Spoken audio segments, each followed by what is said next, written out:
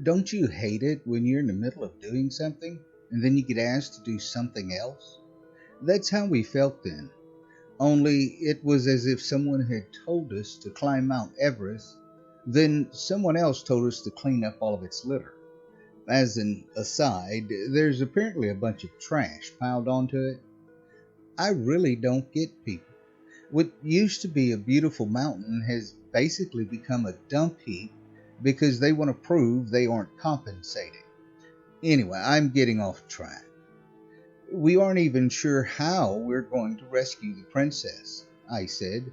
How the hell do you expect us to pull off an assassination? With something we've been working on. The hybrid leader explained to us that they'd been working on a poison that can kill Pegasus and unicorns. It turns their regenerative properties against them and causes, what was it called again? She looked at one of the cannibals. Blood clotting. That's right. She turned back to us. All you two have to do is either get it in their food or injure them with the weapon covered in it. What do we gain from doing this? I asked. You mean besides us sparing you? What they asked us to do is already dangerous enough, and you're wanting us to do something even riskier? So you want to be compensated for that? I nodded. Carl, knowing what I was trying to do, kept watching. This was where my poker face came into play. The secret is to keep your composure. In a way, I'm kind of glad about the whole ghost incident. It mentally prepared me for what was happening then. Although those aren't the first times I've had to keep cool under pressure. Unfortunately, that did nothing to alleviate the fear I felt inside. I knew that if I showed any sign of weakness, she wouldn't agree to reward us. Very well. We'll provide you with some of our blood. It has the same healing properties as the unicorns do. How long do you think it would take? Carl asked her. If it's time you're worried about, it moves differently here. The humans who've survived here have hardly aged. That's why they make such good slaves, and so will you two if you fail. You expect us to do it alone? Of course not. You'll have some help. We've had this plan for quite some time, but have lacked the numbers to execute it. They'll explain it to you. The plan involved there being several groups. One would sneak into the kitchen to poison the food there, while another would try to poison the royals in their bedrooms. Meanwhile, a number of hybrids would try to draw the Pegasus' attention. If all went well, we'd do the same thing to the unicorn castle. What will you do if we manage to pull this off? I inquired. My kind have been forced underground by both sides, always afraid to show ourselves to them. However, when we succeed in our mission, that will change. She sounded confident. I wasn't. The way I saw it, our chances were slim at best. Still, it wasn't like we had much of a choice other than to go along with it.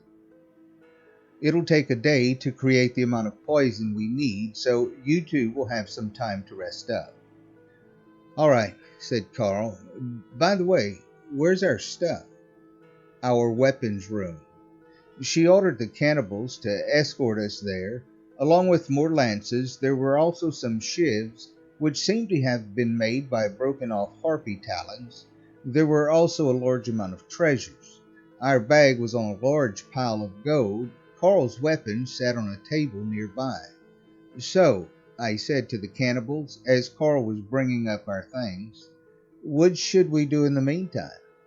They just stared at me, making me feel equal parts awkward and uncomfortable. I took that as them not really being big on small talk. Now that I was getting a closer look at them, they all seemed extremely on edge. It was like they were all afraid of saying something wrong or being overheard.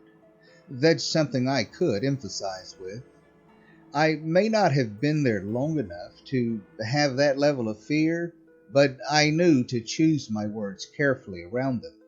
Although they were apprehensive about engaging in conversation, I did ask them how they came to be here. Some performed the same ritual we did. Others happened upon a path that led here. Lastly, there were a few that managed to follow some unicorns into their world. We thought it'd be paradise where they lived. One of them told us. It is, just not for us. Yeah, we kind of figured that already, Carl replied and then lowered his voice. Have any of you tried leaving here? Too risky. I mean, you saw the things outside, right? Besides, if we tried, the hybrids would rip us apart. We're safer here. Safe is a relative term, I said. So when are we leaving? 2 days' time. Our first obstacle will be avoiding the creatures under the Equos. Now, we've been here long enough to recognize the signs they're nearby. We'll have to move fast, but carefully. That sounds like it'll take a lot of effort. Got anything to eat? Something not human would be preferable. Beggars can't be choosers. We did manage to kill one of the harpies, though. I thought they were immortal. Not against enchanted weapons. One of their talons or a unicorn horn works fine. Anyway, we have some harpy meat cooking. When it's done, you can help yourselves to it. I was expecting harpy meat to be revolting and only a slight upgrade from eating a person. However, it was better than we expected. The flavor is kind of hard to describe. It was like a sort of beefy fish type of taste, although the meat looked closer to chicken than beef or fish. The hybrids allowed them to use some seasonings on it that they had acquired, also giving it a sort of lemony orange taste. All in all, it was a decent meal under the given circumstances. That isn't to say I wasn't nervous about what we were going to attempt. Who wouldn't be? However, fear is a detriment to sensible decision making. We needed all the rest and strength that we could get for what was about to come. Therefore, I tried not to let myself become mentally overwhelmed. It's like Carl will tell us occasionally that there's only so much we can do. Sometimes we just gotta let things play out. It may not be entirely reassuring, but it is the truth. The next day mostly consisted of us waiting for when it was time to go out. There was a lot of talk among the hybrids and about what they'd do when the castle tower was theirs. Even some of the humans sounded optimistic. I guess after living enslaved underground for who knows how long, nearly anything is an upgrade. It's akin to getting a better prison cell. Carl and I were making casual conversation when the hybrid leader called over to us. Have you two undergone the process? The leader asked us. The what now? Carl replied. I'll take that as a no. It is required of all who are part of our clan. Come. Carl and I looked at each other before following her. We knew what she was referring to couldn't be pleasant. She led us down to a deep room. 2 hybrids stood by in front of the door with 2 levers. The leader ordered them to open it, and they obeyed. What the doors opened to was some kind of pool. It wasn't filled with water. That much was clear just by looking at it.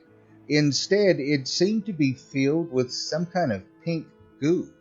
It pulsed, and I think it croaked when we got closer. What is this? I asked, half curiously and half apprehensively. True, what we were looking at did only appear to be a pool filled with sentient pink jello.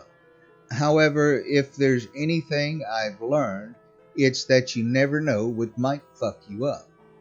That's our method to boost mind resistance, the leader told us. There are creatures under both the Equos and unicorns capable of reading minds. This will give you some immunity to their powers. Something here that serves a purpose beyond sadistic torture. Well, that's a first, I thought. So then do we drink it? Carl asked. My nose scrunched up at that thought. Somehow I didn't think it would taste all that great.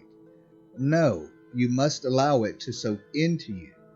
It is a long process, so the sooner you get it done, the better. We didn't know what to expect from it, but we went along with it and stripped down to just our boxers. Well, boxer briefs for me. We stared down at the pool, which I heard rumbling as if it were someone's empty stomach. This made me apprehensive. "Hey," I said, "before we do this, how will we know when we're done?" "Only it can determine that. Now, try not to scream." Before either of us could ask her to elaborate on that, we were shoved in. I was expecting the goo to be warm. Instead, it was extremely cold. I gasped and shuddered the moment I felt it. Carl did the same thing. We heard it let out a grunt, and then it began rolling and bubbling. It actually wasn't that bad at first, once we adjusted to the temperature. This was short-lived, though from what happened next, we went from feeling as if we were getting a light massage to feeling like something was grabbing onto us. "What the?" I said, getting agitated. "Why can't I move?" "I can't either," Carl informed me. It started rising. Panic flooded its way into my mind. I thought this thing may have found us unworthy or something and was going to consume us. What it did instead felt almost as horrible.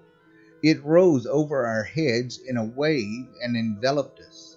This cut off most of my senses. The only ones I had left were taste and touch. Dear God, I wish I didn't at that moment. This thing was the definition of foul. A rotten egg sandwich left out in the sun for 2 weeks would have tasted like ambrosia compared to it.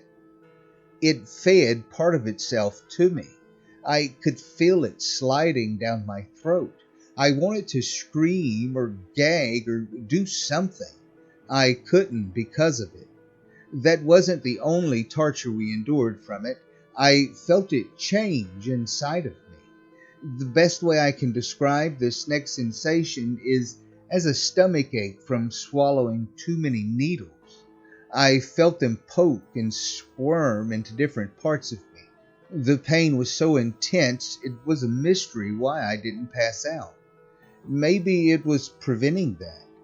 It makes me wonder if we had to be awake for it, or if it was just as sadistic like all the other monsters in that world. Either way, that shit hurt. It got especially bad when it started working its way up my head. Some pressure built behind my eyes, and I was scared they would pop out. Then it reached my brain. I've never experienced this level of vulnerability before. Sure, I'm no stranger to dangerous situations. This was new, however.